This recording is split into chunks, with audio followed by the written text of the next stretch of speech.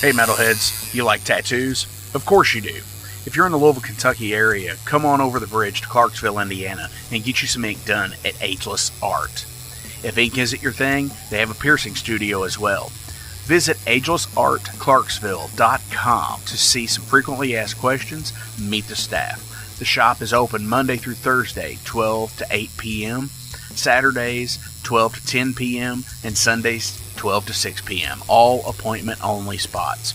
You can set up your appointments by phone at 812-283-1793 or email agelessarttattooandpiercing@gmail.com and someone will get you set up for your first or your next tattoo or piercing.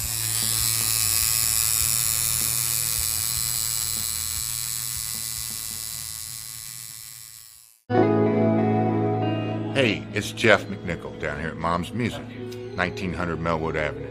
I was just thinking, when I was a kid, the magic was at Frankfort Avenue, the Mom's Music at Frankfort Avenue, and I used to beg people to get a ride down there just to hang out with the guys and see all the cool gear. Now that I'm the owner of this store, it's like a dream come true. We're recreating the magic with the vibe that we used to have at the old store. We're carrying all the gear that you're going to possibly want. We're giving you the outstanding service and personal attention that you deserve.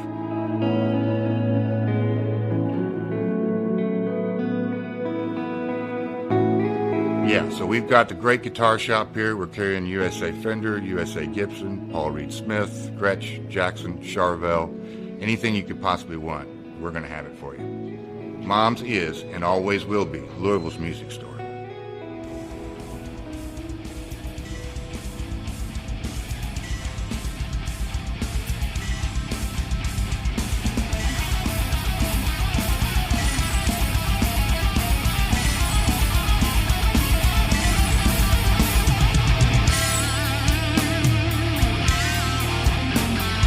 Thank you for tuning into the Metal Forge. I am Mark Jackson and I am your host. The premise of the show is pretty simple. Awesome interviews and awesome music. If you want to contact me, hit me up at metalforgeradio@gmail.com or visit the website metalforgeradio.com. And now, let's get this show on the road. What is going on, metalheads? Thank you all for tuning into this week's episode of the Metal Forge. How are you all doing? I'm doing awesome. It's an awesome week here at the Metal Forge. Got some cool stuff coming up. But first, I have Mina Walkure here, and she is from the band Kramp from Spain. Super cool stuff. Like, this episode was a while in the making because it was a deal for me where I wanted to reach out a couple of years ago when I first heard of the band through like Instagram, when I opened up the Metal Forge podcasting page on there, you know, at Metal Forge Radio, and I didn't get a chance to, and like things went wicked crazy, and all of a sudden it was just like bam, bam, bam, and here it is 2 years later, and it's like, holy hell, what has happened, you know, with like time. It is just like went crazy fast the last couple of years. Because, you know, here we are now. This is episode 186. 186. Wow. That's a lot. And I'm glad that she's here. We're going to be talking with her momentarily. We're also going to be talking with Athena because she's back in the Metal Forge studio with a new Metal Mischief. And that's going to be interesting as well, because I'm excited for it, because I love doing in-studio stuff. And hopefully, in the next few weeks, I will have some awesome news. I've got a lot of things cooking right now, and a lot of cool guests coming up. And hopefully, in the next couple of weeks, I will have some kick-ass news for you all. And it's... just cross your fingers, cross your toes, do whatever you gotta do, because I'm hoping, and it's exciting coming up. But yeah, so how is everything? You know, it never ceases to amaze me how things happen. You know, whether it be, you know, just whatever, and then all of a sudden something's either not there, or it's like, wow, when did that happen? Holy crap, you know? So, like, if you all are interested in an interesting, like, rabbit hole YouTube, or not even YouTube for that matter. Well, it might be YouTube because there's already been people talking about making a documentary of this. The Irate Fest here in Louisville, this was going to be the first year for it. Apparently the promoter did some shady stuff, and well, just get on Facebook and if you want, and look up the Irate Fest, Kentucky Irate Fest Do Not Support page. And oh my gosh, it is insane. The stuff that is going on is wicked crazy. Like, there was some stuff exposed about the promoter and a few bands playing. Wow, it is intense. And somebody's already talking about making a documentary about it, which is insane. So yeah, so check it out, have some fun, get your popcorn ready, because it's great. It's like if TMZ were like in your face, in your front door kind of stuff. So it's fun. But, I really do wish that something like that could have actually happened on a even though I do not like to say the word local on the show, this instance I am going to say it. I wish that actually were able to happen on a local level. My only concern, other than the garbage with the promoter and the band that was like, ugh, yeah, that guy. Other than that, the only thing that I didn't care for about it was 80-something bands over 3 days. And it's that thing. It's that that freaking 14-day festival thing, It's like, I don't get it. It's not me. It's not for me. But I know it's so much for other people out there because, hey, why not? It's more power for your money, more bang for your buck, whatever you want to call it. But yeah, so check it out. I hope you enjoy it. It's just, I wonder what make people tick sometimes. That's all I have to say, really. So let's go ahead and check in here with Athena and Metal Mischief.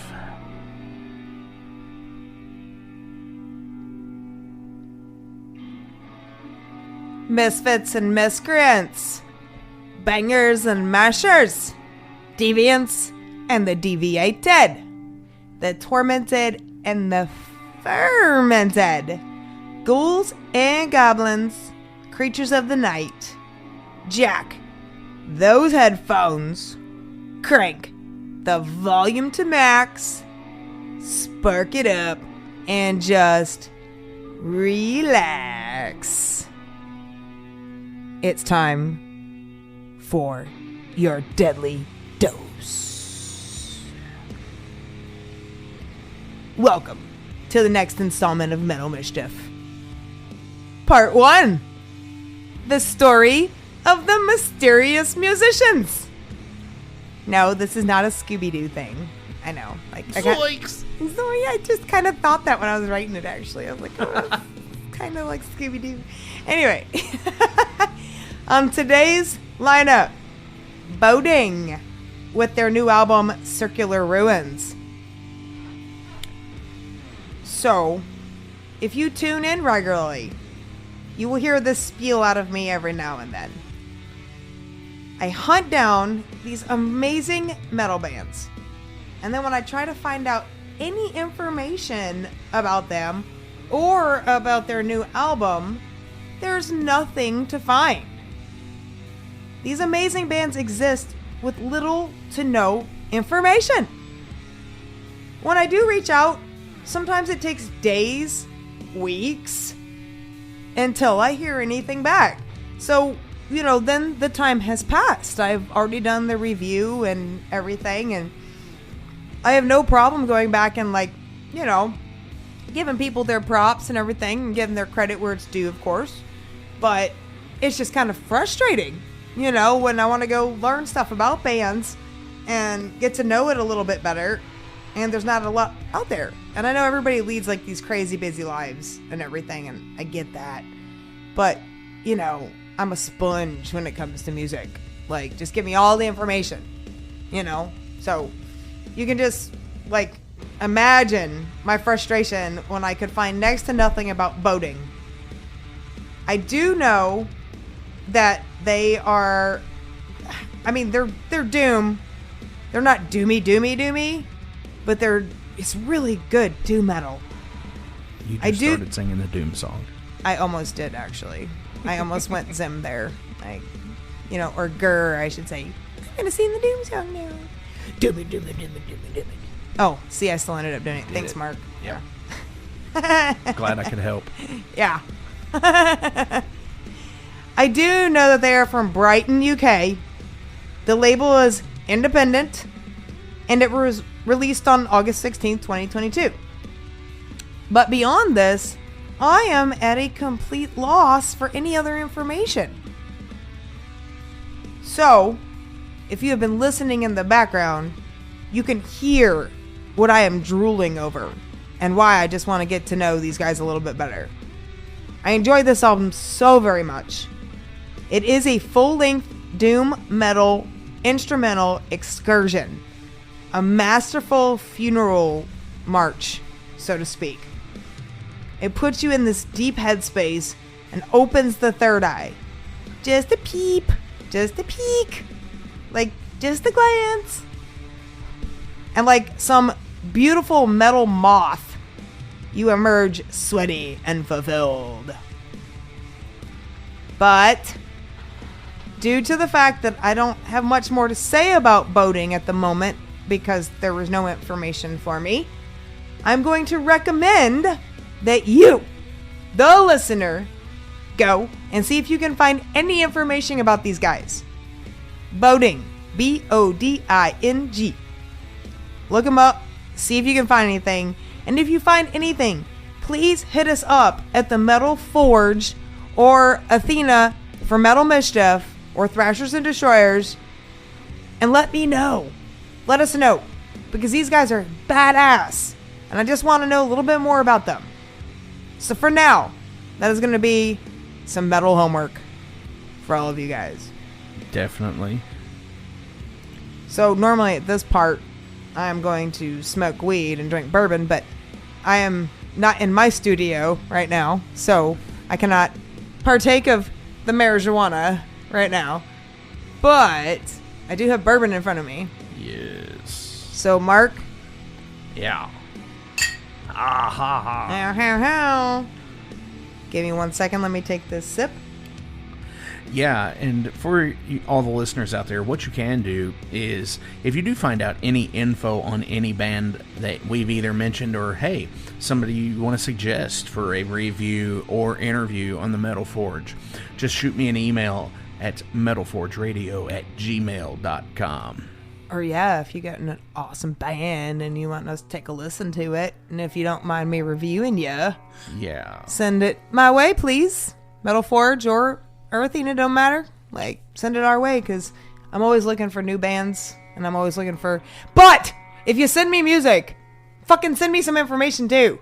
Damn it. That's a good idea. Yes, please.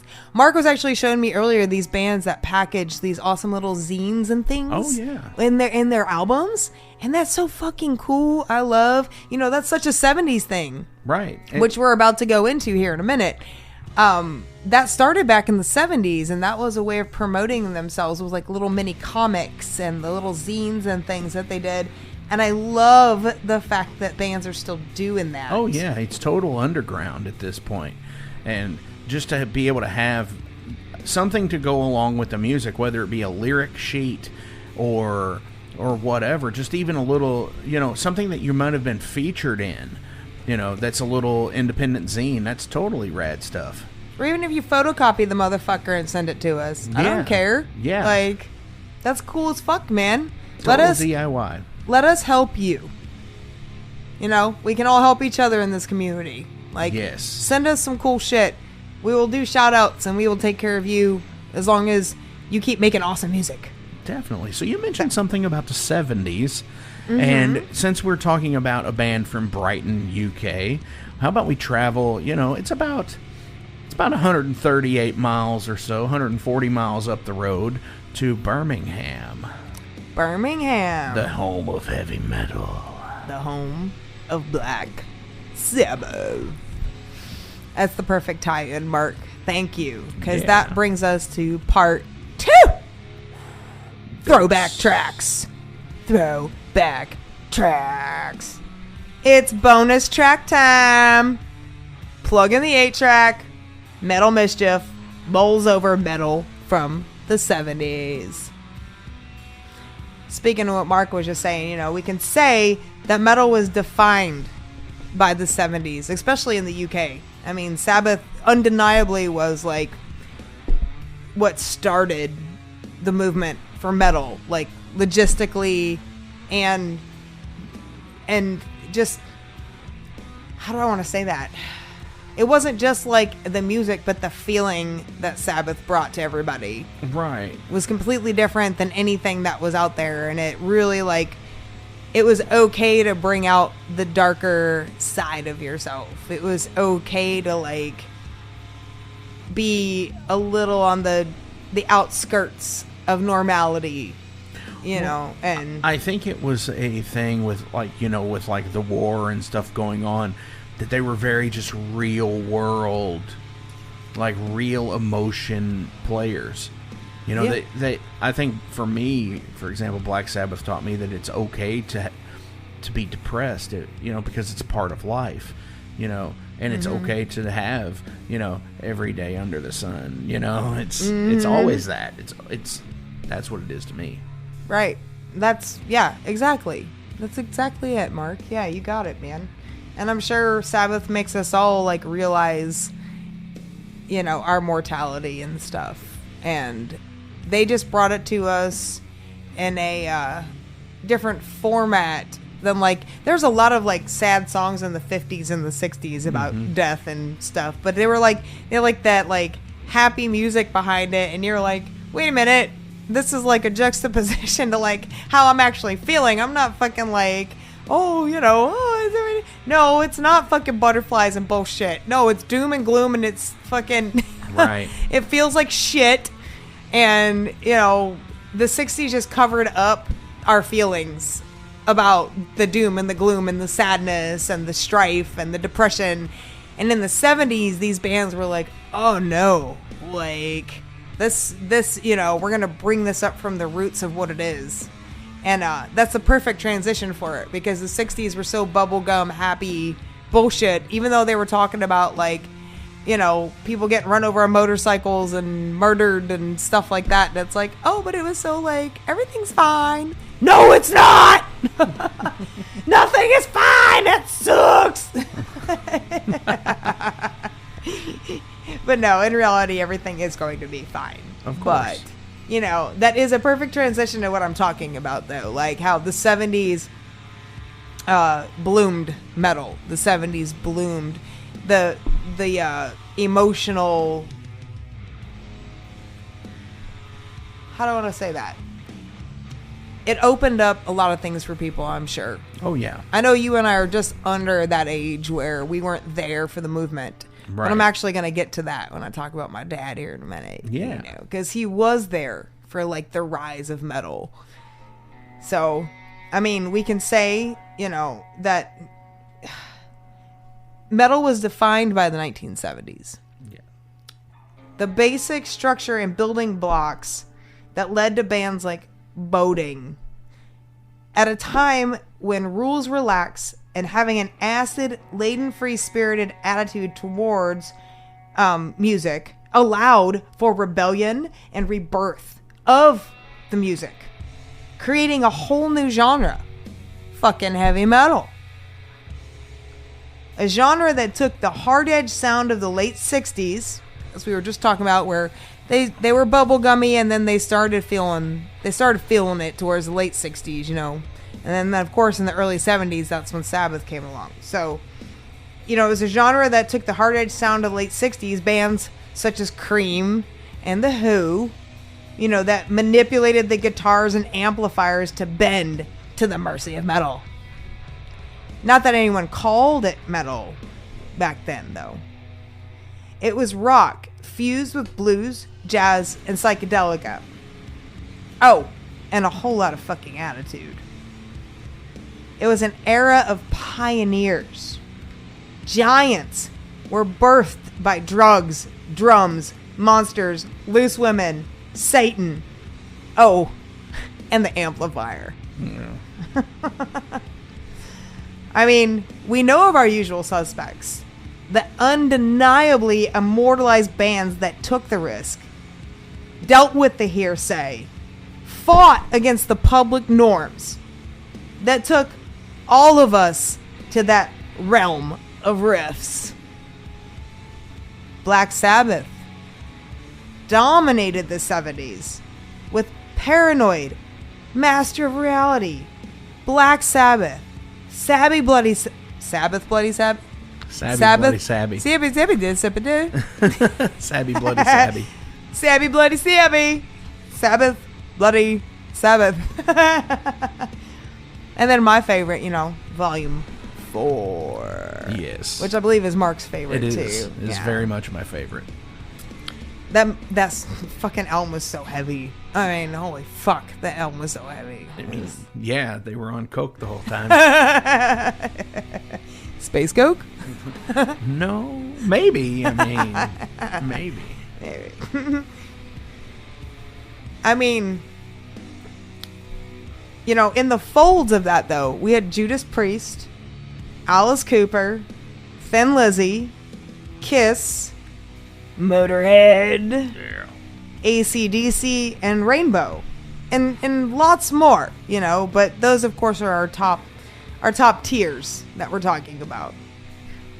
But I want to dive into some amazing bands that even to this day do not really get considered metal, so to speak. And I would be very curious what bands you think were metal marauders back in the day too. Because of course I only have so much time. I can't gush on and on, which Mark knows I will fucking do, especially when drinking bourbon. So I'm going to keep this short and simple. I would like to begin by saying that I even think some songs by like The Animals could be considered heavy. Some pieces written in medieval times, Renaissance times, can all in some way like show the growth and flourishing nature of metal and its place in our social norms. My father was a metalhead before metalhead was actually a thing. I grew up listening to so many amazing bands, and thanks to my father's taste in music, at the time it was called rock and roll. I'm doing the quotey finger things again, because it's rock and roll. I fell in love with rock and roll, aka metal. And I dove in hard and heavy, let me tell ya. Bands such as Uriah Heep. I mean, holy shit, man. Every time I go to karaoke, I have to do Stealin'. Every time. That song's so awesome and so heavy. Deep Purple. I mean, look at Machine Head, man. That album is prelude to so many band boners. It's ridiculous. Budgie. UFO. Blue Oyster Cult. All laden with that bluesy doom acid influence that made metal groovy and doomy at the same time.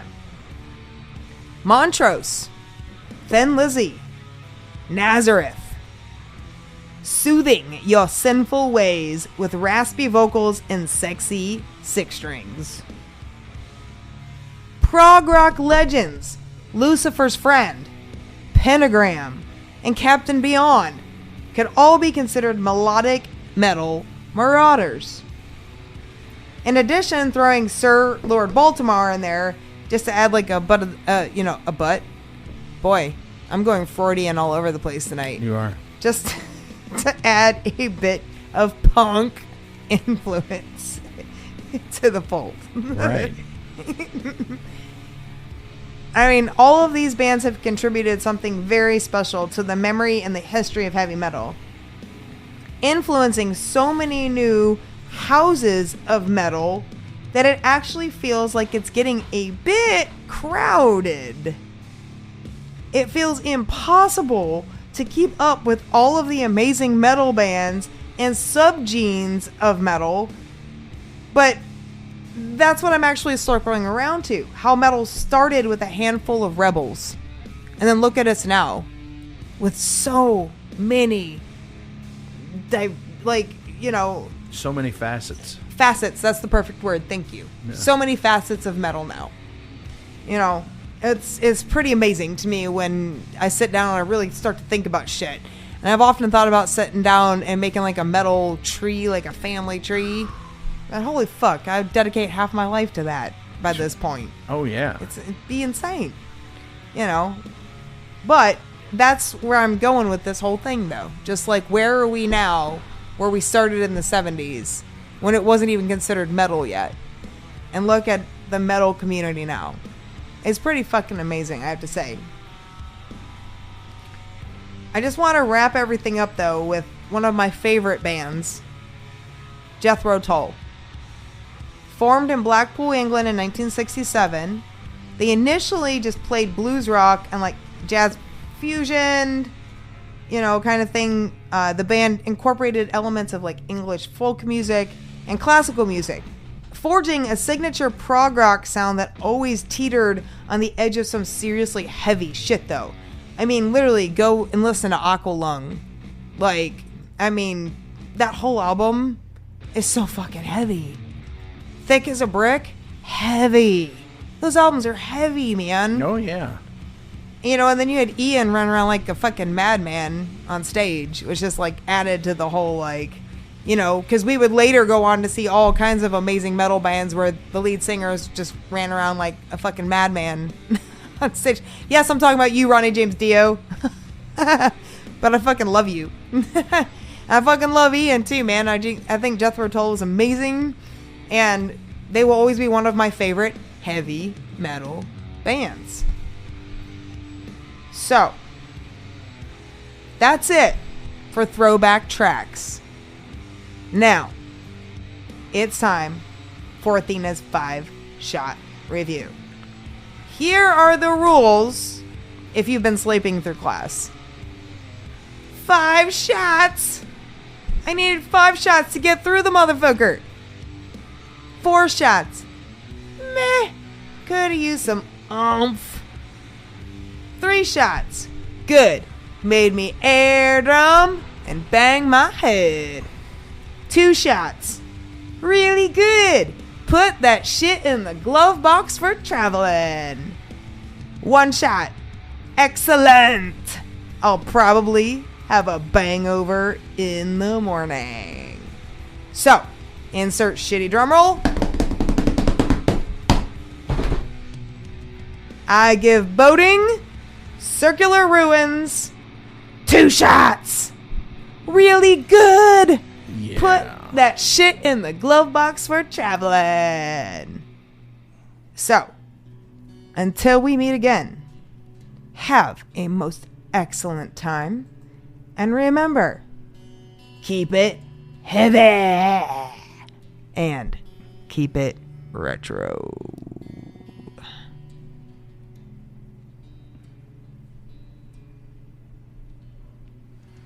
You know what? I really enjoy Athena coming in here to the actual Metal Forge studio and recording these with me because it's so rad. She gets so animated and is like throwing her hands around and being just like, hey, hey, hey, and it's so funny that I'm like over here waiting for her to include me in the conversation, and I'm just sitting there trying not to laugh my ass off. It's just great because it's good times, it's bourbon, it's all that kind of stuff. It's awesome conversation. So anyway, let's go ahead and get into this week's episode. This is from Kramp. This is Night Witches. The boat that's already the night is alive for us to play the game of the war in the sky. The snakes like blue on the wings with their hair. The back of your stew are less in the fire. All of the witches tonight. Then the omen is made in the sky. All of the witches tonight. Then the omen is made in the sky. As a cloud of the smoke and the vision is blind. The voice that the wake and some our guys. The day they were kids in the blossom of light. All the fight in the war with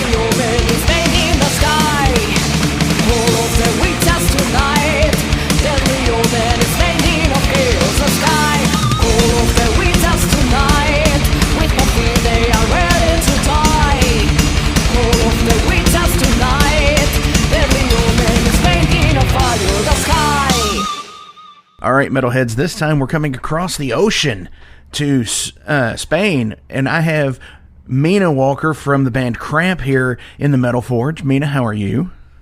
I'm really good to be here. Thanks for having me. I know, it's been like a long time coming, I think. I know for the last couple of years I've followed you guys on Facebook and Instagram and stuff like that. So how are things? How is the metal scene in Spain? I mean, like, right now, worldwide, I think it's complex because, COVID, war, and stuff like that. But I think the Spanish scene is quite strong somehow. It's been like that for the last decade or so, but it seems like recently there's been like a new generation of bands, and I think I'm very proud because there are many small festivals, many heavy metal clubs that are trying to put, their own events and stuff like that, and it's pretty cool. For sure. And it's always nice to have a lot of stuff like that going on. Yeah, of course, I'm only talking about, the more underground heavy metal scene, because that's the sound that I care about, not like black metal or more stream or even those modern sounds. Of course, there are many festivals, huge festivals dedicated to those, but I only focus on heavy metal. I'm sorry. No, don't be sorry That's at what all. matters to me. For sure. And, there is a huge underground scene, where you have such awesome bands like, Seven Sisters and Haunt and Savage Master and all of those awesome Night Demon, all of those bands that are still, to me, yeah, they're still underground enough to where, they're not playing like giant festivals like Bloodstock or anything like that. I mean, they're close to it, but it still feels close to home. Actually, you mentioned Seven Sisters, and yesterday they announced a small mini tour here in Spain, 3 gigs, and yeah, I mean, it's great to see those bands moving and playing and slowly everything coming back to normal in terms of activity, because I missed the shows very much. Oh, very much. Yeah. We all did, I know. Oh, But absolutely. Yeah. And that's cool that Seven Sisters announced that they were doing like a little mini tour there, because I know Kyle was living there for a while. Yes, I think he is still living here. I'm not sure, but I heard that. Yeah. Yes. I believe he got stranded there during COVID. Like, he was there on holiday, and then everything shut down, and he's like, well, I guess I live here now. Well, sounds like something that may happen, because everything was a nightmare. I almost got stuck in Greece. Oh, I was wow. I went to Greece to Up the Hammers festival, and the festival didn't happen, and I was like, what is going on? I have no idea. Every place was denying the existence of COVID back then. It was not official. So then I started to receive a lot of messages from Spain like, hey, you may get stuck there.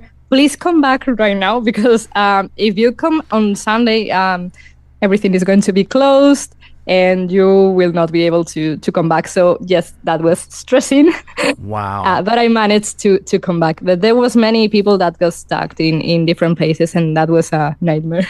Very much. I know quite a few people from America that were going there for that as well, and a similar situation had happened to them. Oh, yes.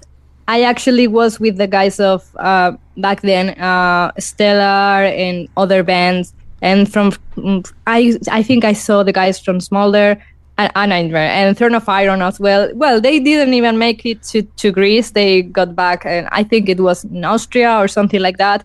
And they took them back, like, you cannot travel anymore, so go back to USA. Right. Yeah, I believe Tucker from Throne of Iron, he and I were talking about that, where it happened to him. Yes, so. That was. I was following, and like, I'm going to see you. What are you going to come? And no, they didn't make it. Like, it was stressful. So bad. So, tell everybody out in Metal Forge land about Kramp. Well, it's a heavy metal band, very typical heavy metal sound, traditional, with that epic atmosphere that, back in the 80s, mostly they used power metal sound, bands like Manowar, Virgin Steel, Warlord, going for the most obscure, and also with a lot of influence from the European bands, obviously the huge bands such as Iron Maiden, Judas Priest, but also a lot of the German heavy metal. I'm a huge fan of bands like Gravedigger, Running Wild, Heaven's Gate, that type of stuff. And yes, so I write a lot of epic heavy metal inspired tracks. Definitely. And see, that to me, and when it shows here on like the Metal Archives that you all had started around 2010. Yeah, I mean, like, it's been a while, but to be honest, I don't know the starting point because it's always been me wanting to do something and dragging my brother with me. Right. So we don't have an exact date because we always try to be on bands, be active, try to find the right people, which was impossible and still is impossible. So back in 2010, there was a more established point when we were able to work with some people and try to be on our rehearsal room like proper bands do. And we were playing some shows and stuff like that. So I think we put that date to put something because, definitely, it's messy. Right. But the thing about that is what the reason why I bring up the 2010 date is because with the style of music that you all play, that you're almost like the first wave of this like traditional resurgence. Yes. Back then, I was obsessed with doing traditional heavy metal because it's my everything. Traditional heavy metal is the thing that I love the most in the world.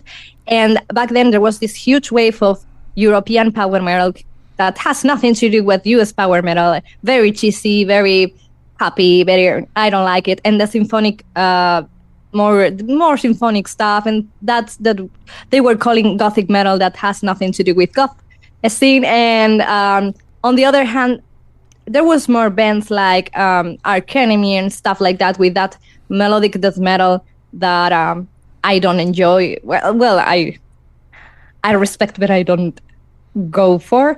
And of course, when I was starting and I was like mentioning what I wanted to do, most of the people were like, oh, so you're doing power metal. And it's like, no, not what you think power metal is. Because obviously they had no idea what US power metal was, what epic heavy metal is, or stuff like that. Now there's more open culture and the internet is wider compared to those days. Back then it was a fucking nightmare. And obviously I'm a girl trying to sing metal, and of course the comparisons were like, so you're trying to do Nightwish or stuff like that. And it's so far from that type of music and bands that it was a hard beginning. Yes, it was very hard to try to expose what my idea was, my influences, my goal. It was a nightmare. Definitely. And I can only imagine how hard it could actually be for a female vocalist in a band, especially wanting to do like power metal and things like that, because I think a lot of women get lumped into like an Amy Lee of Evanescence category. Yes, of course. And back then I was before that, because I was trying to find the right people and still didn't form a band. I was going to vocal lessons. And obviously my vocal teacher had no idea what metal was, except Nothing Else Matters by Metallica or stuff like that. Very basic, right? So she was trying her best. She was honestly trying her best. But the songs that she tried to put for me were Evanescence with Amy Lee. And no, not for me. I mean, like, I respect any kind of music. Anyone making music has my full respect, because this is a hard life and I love music, even if I don't enjoy that type of music. But no, I didn't feel comfortable. It wasn't for me. It was not what I aim for in terms of, reaching my full potential. And yeah. So it was frustrating because I was trying to explain them and they had no idea. Definitely. To this day, it's very hard to make them understand. And let's be honest, right now with the internet, you and I are talking, and we know we have mentioned so many bands already that are closer to my little world. But the reality is that with Facebook, Instagram, and all social media, we feel less lonely compared to 10 years ago more than 10 years ago when I was trying to put this band together. Back then I felt very lonely because I was trying to do traditional heavy metal and there was not many bands, or I wasn't aware of bands being active because the internet wasn't that wide. And right now we feel more protected, but it's not how the world works, actually. I don't know if you understand what I'm trying to say. No, absolutely I do. And yeah, you're absolutely right with that. Is, 10 years ago, 12 years ago, whatever, in my case, for my deal, 15 or so years ago, yeah, there was so many bands out there that you just didn't know about, because even with the internet, it was still a fraction of what it is today. Mm-hmm. Because today you can't get on any social media platform and not see something from a band that you follow or anything like that. But 10, 12, 15 years ago, it was a lot harder to do. Yeah, it was very obscure. For example, Enforcer, which were pretty active back then, I had no idea they existed until some years later, because it was very isolated. Even if I was into the heavy metal underground scene, but it was close. It was very close, and close in terms of not near. I mean, very what's the word? Like I don't know. Like it was very far away. Right. Very, very distant. Definitely. It's always interesting when you find out about bands that that they've been around for 10 years, but you just discover them. Yes, and of course. That's always interesting to me, because I'm one of the guys who has to sit there and I might hear somebody on their third or fourth album or EP or whatever, and I'm like, I got to go back to the beginning. What did this start I'm the out? same. I need to check the whole discography, because bands change and you may be missing a fucking amazing album or the opposite way. But I like to check the whole material of a band, because you cannot judge a band just based on one song, on one album, one EP. I need to check everything and see if I can turn into the biggest fan or not. I think you can only do that with one band, and that's AC/DC. I don't like AC/DC. and if you're going to ask me about my unpopular opinions, that was one of my options, because Absolutely. I absolutely hate AC/DC. I think they're the one band that everybody can sit there and say they can hear them in 1975 or 2005 or 2015, and they're going to be like, "Yep, that's AC/DC. It's all the same." Yeah. The sound. I gotta give them that credit, because no mistake, AC/DC. Right. The same song over and over again. Oh, sure.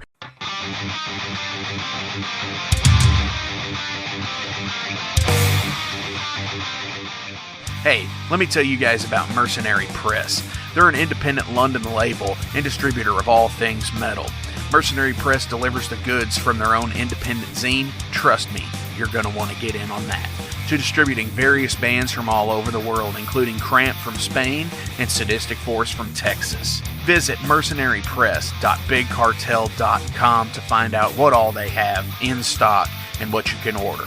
And for Metal Forge listeners, enter code MetalForge to receive a discount on your total purchase at mercenarypress.bigcartel.com. Check it out now.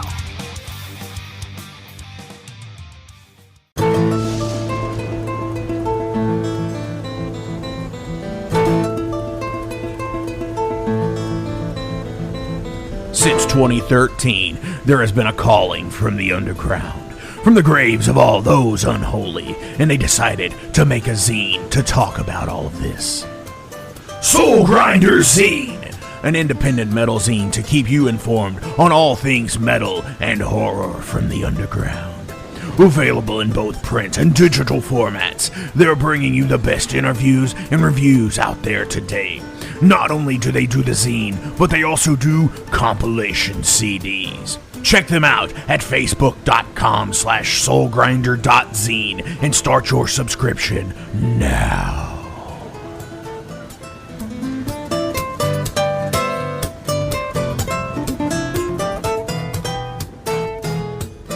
you said you drag your brother around doing Yes. this, and he is obviously the bass player. Yes, he is. Now, you all are kind of between members right now, correct?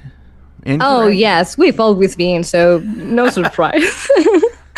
So, how is the member search coming along?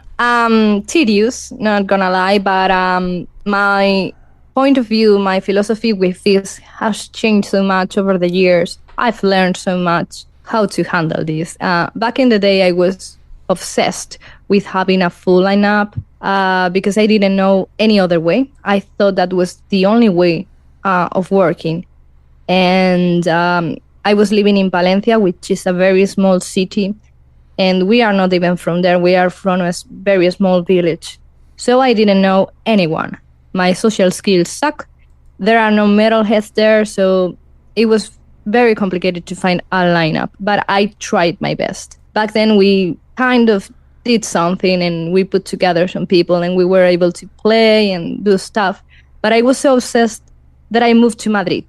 And then I found more people and we were doing stuff for a while, and it was easier because Madrid is a huge city. During the COVID, I had to move to another place because I am a nomad. And again, more lineup changes and stuff like that. But to be honest, I'm the one, I'm the band. Along with my brother, I write all the stuff. So I don't care if I have someone around me or not. So I decided to kind of change my way of working, and instead of focusing on live concerts, which I realized during the COVID that it was not that important because back then it was impossible to tour, to focus on keep doing more material and writing songs and stuff like that, and count maybe with someone that will record the material and, people for live lineups, instead of a full band committed to the band and giving their lives for this music, because that's impossible. Let's be honest. I'm not Iron Maiden. I cannot pay like a proper salary to musicians to make them worth the experience, Right. What I can give is not enough for them to dedicate their whole life and energy for the band. That's what I mean. And so, that I'm relaxed with the lineup, and I'm only thinking about that. On one side, a live lineup, which is easier but still very tricky, and on the other hand, I'm still doing my material. We are still preparing songs for studio, and that's easier even if you don't have a lineup. So I don't know if that explained the whole thing. I hope it did. Definitely.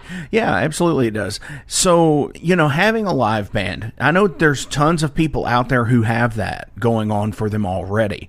I mean, Chris from High Spirits, he writes and records everything. Trevor Church writes and records everything. And they have the live band. And it's the core group of people that they've been there since like the beginning type stuff.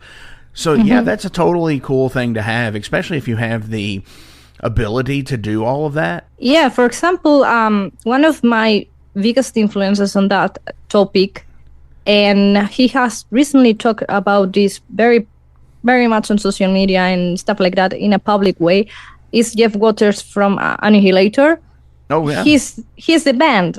As simple as that. And so many people doesn't understand that maybe some bands is just one or two persons doing everything, and they are the heart and the thing that keeps that project moving, and the rest of the people that is on the band or has been or stuff like that is just people that has been there and they did their work and amazing and blah blah blah, but it's not the band. Definitely. And it sounds very harsh to accept because it's complicated and people are very sensitive. For example, Cover Spell, Sonia Anubis, she had a lot of lineup changes recently and many people were bashing her. And I was like, why? She is the heart and soul of her band and she needs to find musicians to work. And if someone doesn't work on or doesn't fit on the band, it's okay. It's her project, period. Right. This is not a family. This is not a friend reunion. I mean, if there is a good vibe and we are all friends, perfect, amazing, better. The situation will go more smooth. But this should be normalized. The idea that a band may not be a band, just one person behind working everything, and then some people doing their things. Definitely. And I think that's more and more common nowadays with, it's more exposed. I think that this has been from ages and ages and ages. But, there was a very ignorant belief, I think, because there are many bands like Judas Priest. They are made with a more solid lineup. And some people only sees that. But there are others, like I mentioned, Running Wild, Gravedigger, and many other examples. Or if you go with bigger bands, Rainbow, for example. Mm-hmm. Rainbow is Richie Blackmore. And I'm a huge Rainbow fan. And I love every era. And I think Dio was amazing on Rainbow. And Joey Lynn Turner was amazing on Rainbow. But they were the singers of that moment. And the band was Richie Blackmore, period. Right. Period. No, I agree with you 100%. Even on the Black Sabbath debate there, I still think, I think, especially through the 70s, Tony and Geezer were Black Sabbath. And yeah. Exactly. And no matter what, there's been so many singers on Black Sabbath. And obviously the sound changes, but okay, Dio had that strong personality, that filter everywhere, and every band or project that he was in basically turned into Dio. Let's be honest. But the heart and soul of the band wasn't Tony Martin, the best singer of Black Sabbath. Dio, Ozzy, no, it was the two guys that you mentioned, period. Yep. And that's it, because it was their project. And sometimes it doesn't even matter who puts the name, like in the case of... I was going to mention Accept, but that doesn't count because I'm conflicted. That's another story. Definitely.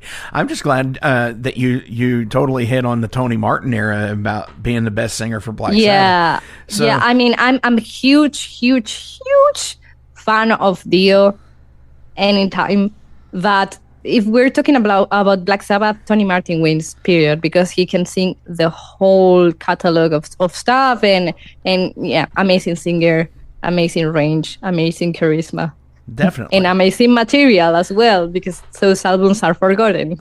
Very much. And I do like power metal Sabbath with Tony Martin. Mm-hmm. So that's always like, wow, somebody says Tony Martin. Cool. Yeah. Which, I know they're not listening to the show, but they need to be, damn it, they need to be putting the IRS recordings out, the Tony Martin era stuff. They need to remaster that stuff. That guy needs respect and needs to be more respected. That's the only thing that I can say, because he's so amazing. And yeah, very people much so. Only remembers this huge battle that for some reason the metal world needs to be divided between Ozzy era and Dio era, and it's like Tony Martin wins everything, period. And I'm a huge, again, I need to bring this out again, I'm a huge Dio fan. I love the records with Dio. Heaven and Hell is probably one of my favorite songs of all times. But yeah, the debate is like that. Well, I think with them, they've always had exceptional singers. Ozzy was great. Dio was great. Gillan was great.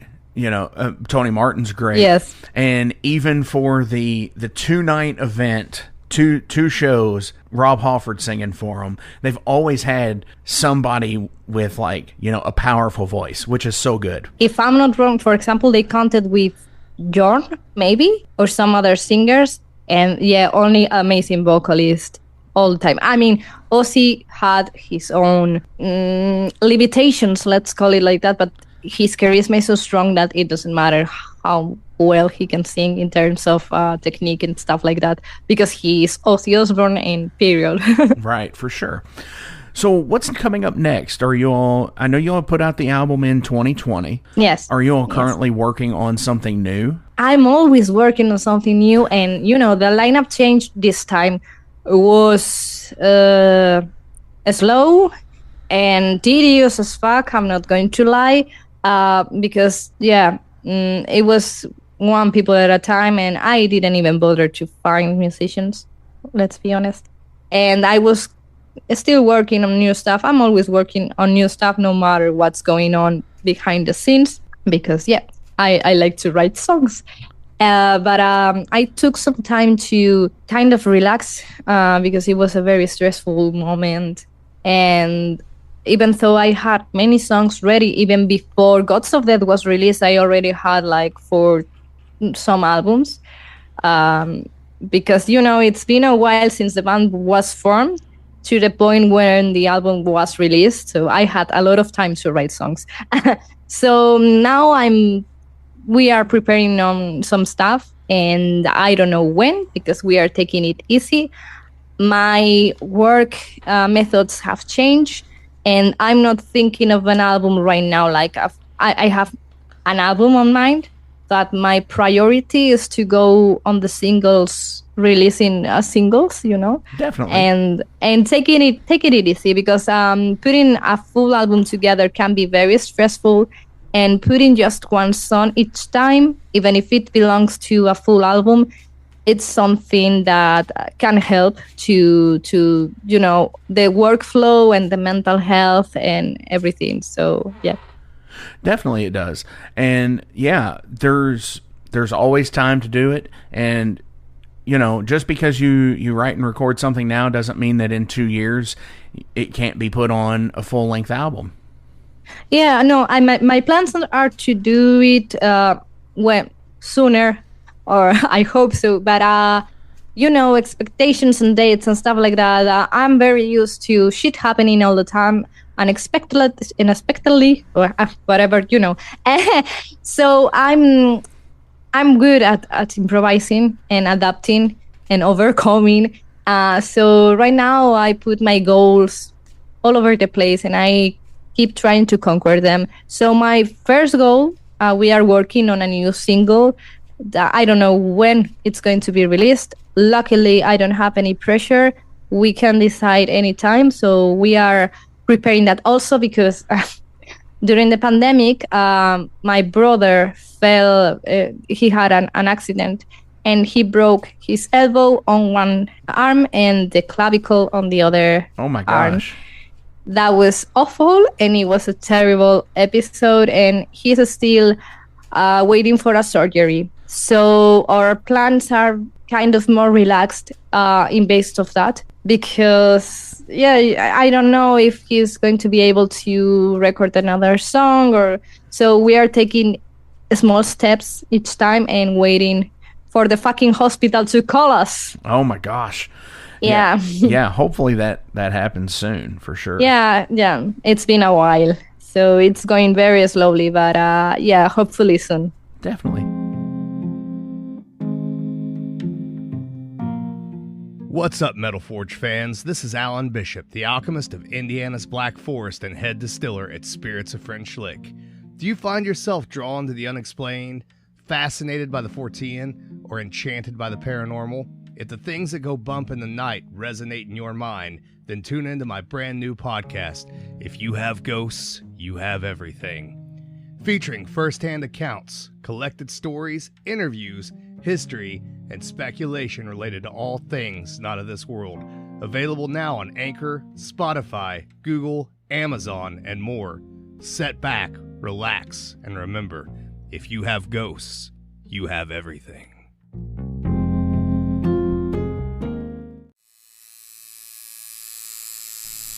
Hey Metalheads, it's with great pleasure I get to tell you guys about a new sponsor to the Metal Forge, Ageless Art, New Albany. After 20 years of owning and operating Ageless Art in Clarksville, Indiana, Phil Garrett had a vision for a new type of tattoo studio. Something that is clean and modern, sleek, refined, inviting. And he's done just that with Ageless Art in New Albany. You can find it at 2736 Charlestown Road, New Albany, Indiana, 47150. Business hours are Monday through Saturday, 11 a.m. to 7 p.m. Sundays are 12 to 6. All sessions are appointment only, so give them a call and go get you some new ink. Or if it's your first time, go get your first one, baby. So I'm going to go ahead and break away into some general profile questions about you. Okay. You know, these are, I always say this, I have to give the spiel. These are just general life questions. They could be music related if you wanted to put that on it. They could be just whatever. Okay. Did your childhood shape you into who you are today? Of course, of course. And I'm a firm believer that I need to thank every fucking moment of my life, the worst ones especially, because otherwise I will not be the person that I am today, and I'm very proud of who I am. I'm not going to lie or be humble about it. I'm very proud of who I am, and my childhood, of course, I think it can shape it. It's childhood is where when people develop. So yes, of course, it shaped me a lot. Definitely. Have you ever had a roommate? And if so, A what? Sorry? a roommate, someone who lived with you. Well, Like where you shared housing with like a friend. no, like a friend. No, right now I'm living with my boyfriend, but I'm a hermit.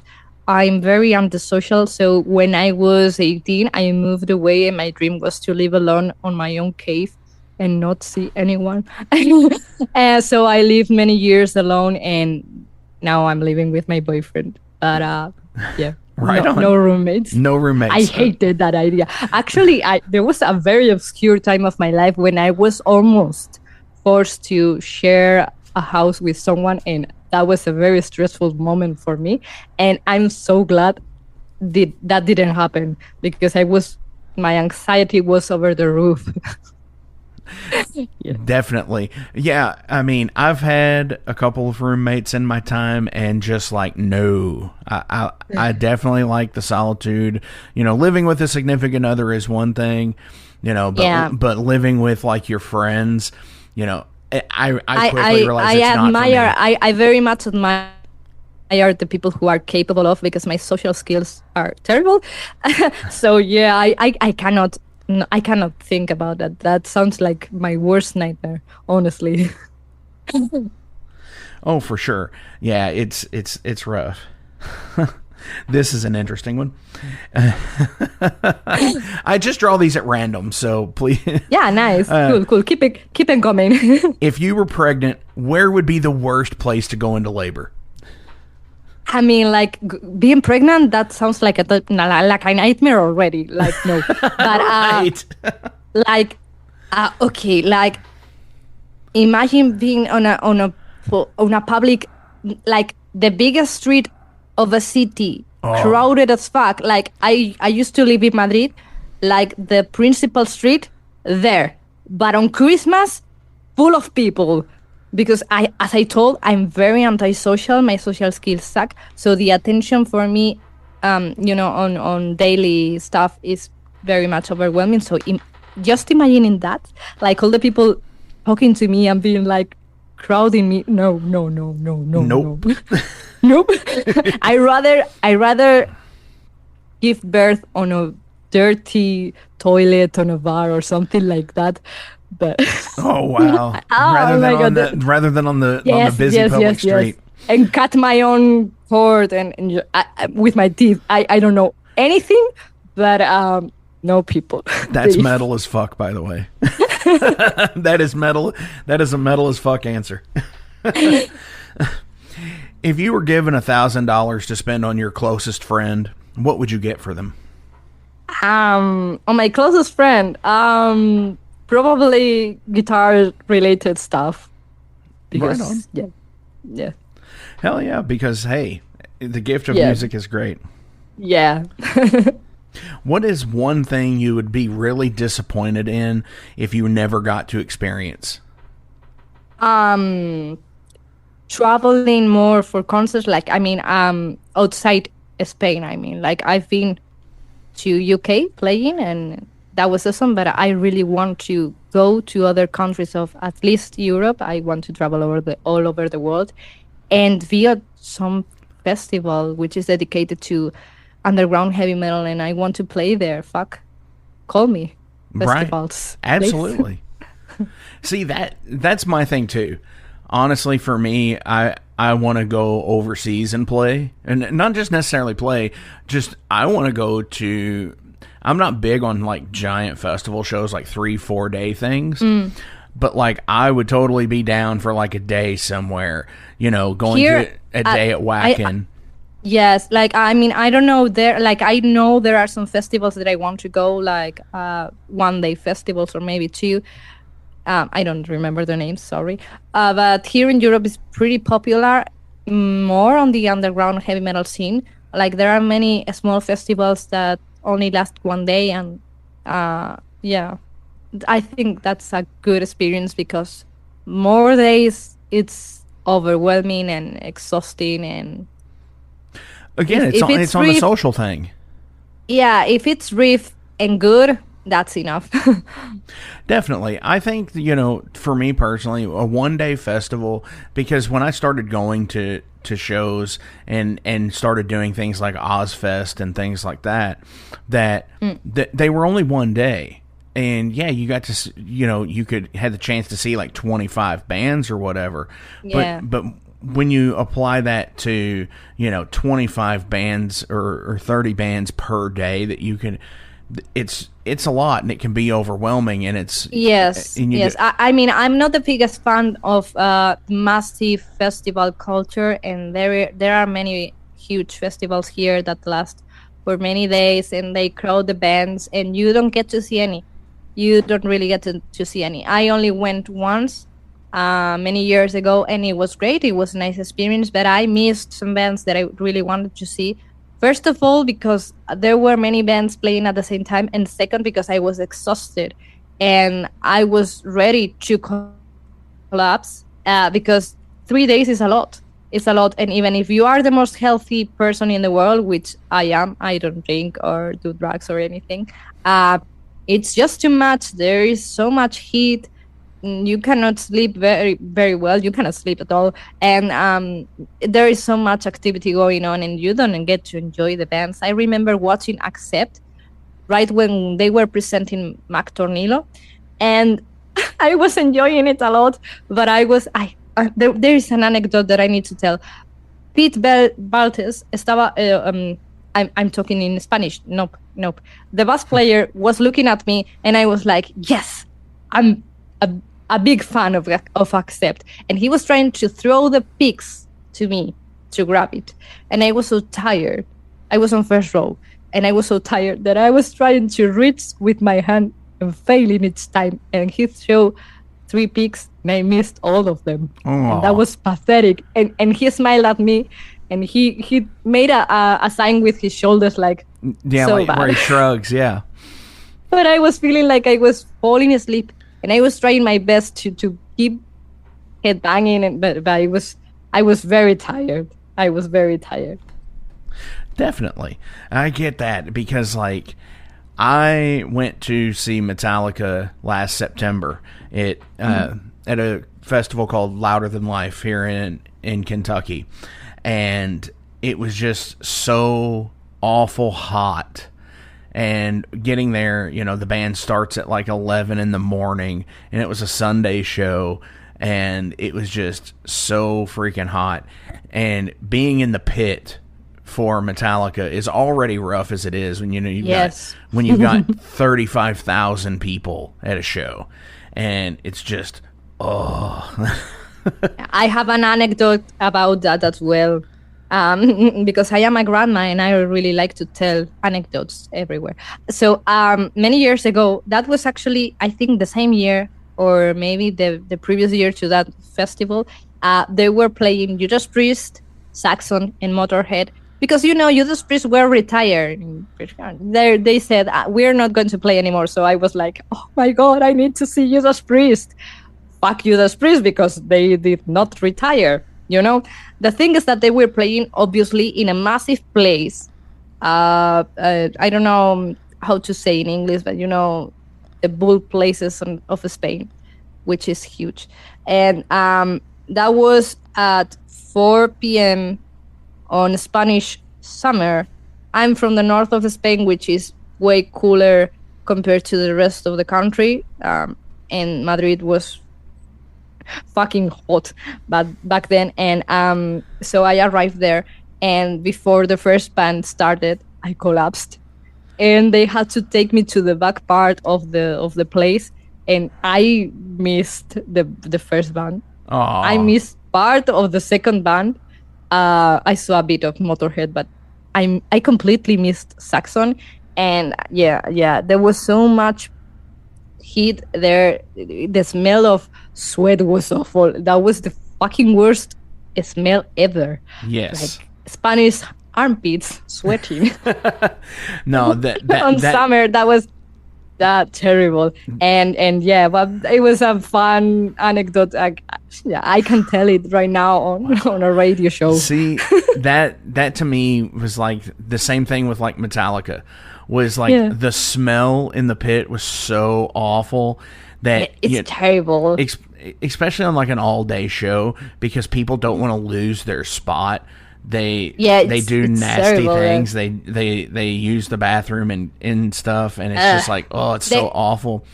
But and we are not the snowflakes. We are metalheads. We are used to metal best with patches smelling like fucking rotting vinegar and cheese and shit like that. And so yeah, but there's a limit to the human nose. oh absolutely. I had like, it was the craziest thing in the world because I crowd surfed out of Metallica, and I'm a big dude, and me crowd surfing is pretty unheard of. It's the first time I ever done it.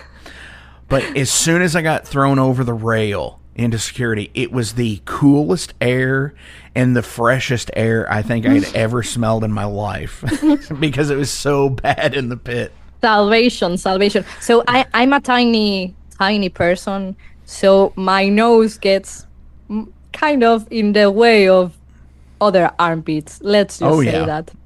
So it's smelly and it's it's terrible. I could understand that.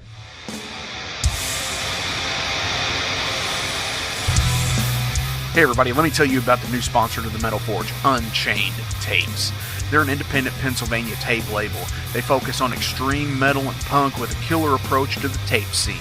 Visit their web store at unchainedtapes.bigcartel.com now to get your fill of tapes. And for being a Metal Forge listener, enter the code METALFORGE10 at checkout to get a 10% discount on your total purchase. That's unchainedtapes.bigcartel.com.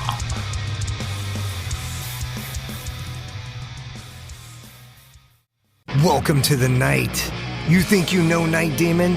Then the Night Demon Heavy Metal Podcast is for you. Step into the darkness as we peel back the curtain to give you an unprecedented, all-access look into the mind and the heart of the demon. We're talking band history, song analysis, studio anecdotes, stories from the road. It's everything a diehard Night Demon fan could want and more.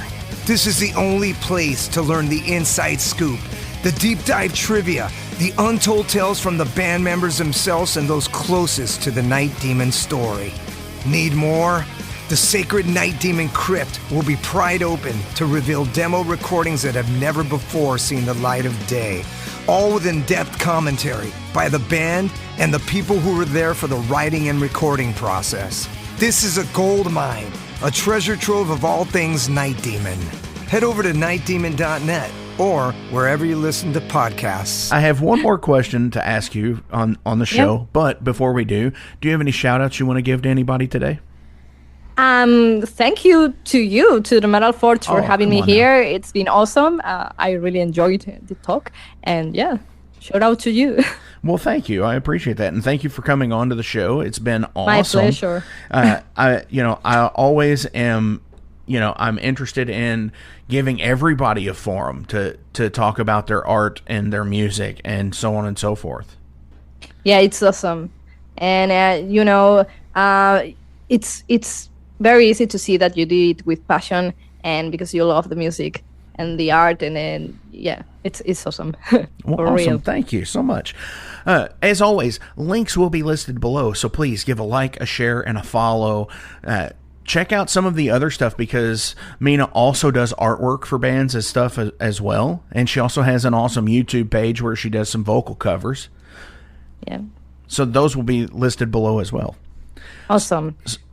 Support us on social media because it's really important these days. It is. And yeah. Definitely. And always, there will always be a link to a Bandcamp page. So always go to the Bandcamp page and pick up a copy of the album, of whatever you can on there. Merch, albums, everybody lists so many different things. Check them out. Yes, yeah, I'm a huge fan of the Bandcamp format. So yeah, please support us there. Oh, I am as well. And most of the people that I pick up, pretty much, unless they're assigned band to somewhere, they actually have everybody tends to have a great Bandcamp page. So, yes, it's been an amazing help. And I'm very grateful of that type of platforms existing these days because I honestly don't know what will I be doing without, Bandcamp and stuff like that. So, yeah, I'm very grateful. Oh, absolutely. So, final question of the day is, what is the best thing to happen to you this year? Oh, this year, oh my God. It's been a very interesting year. Like, I don't know. I have no clue. I have no clue. Yeah. Well, I mean, maybe it's yet to come. Yeah, I hope so because it's been a rough year. Oh. But I don't know. We got to well, yeah. I can name. We were playing on a live show on July, and that was awesome and quite unexpected, and it was a great experience. So yeah, I love playing live.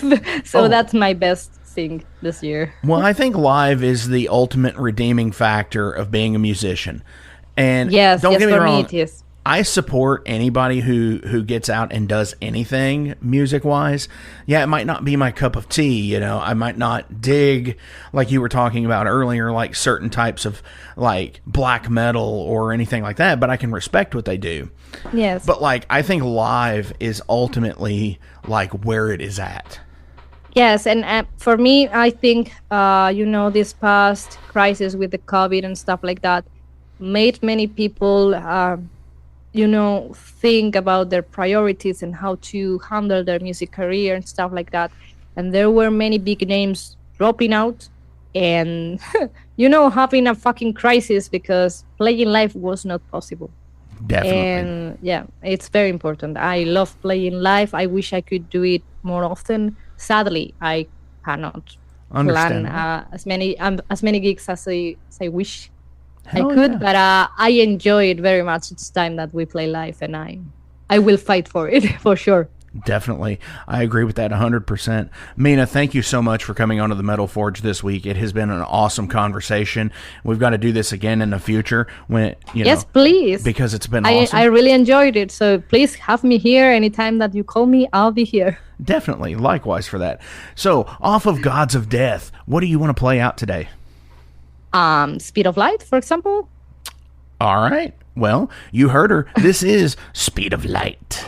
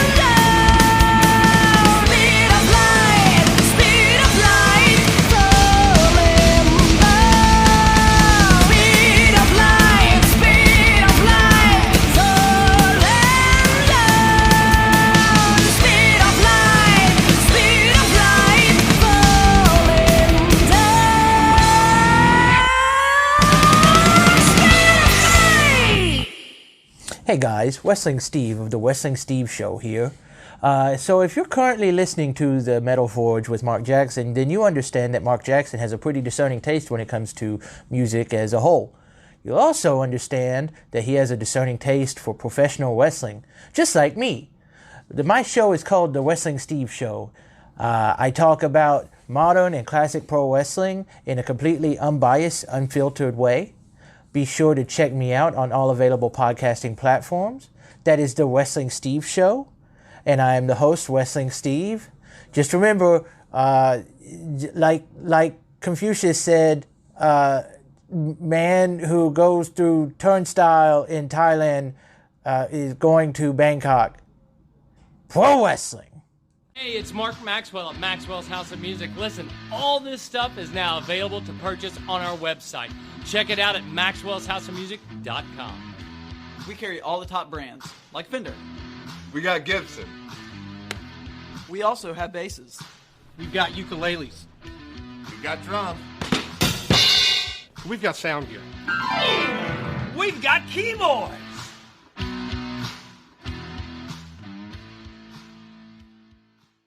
It's Gonna Get Weird is the name of the podcast. We're on season 2, so you have a whole season to get weird with Frank Green and Scott Clark. The best part is there's always laughter. Oh, yeah, you can pull that out.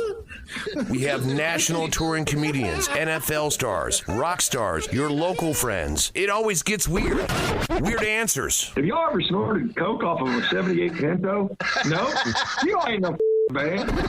Weird questions. Who had a bigger cocaine habit, Jock Sutherland or Kaywood Ledford?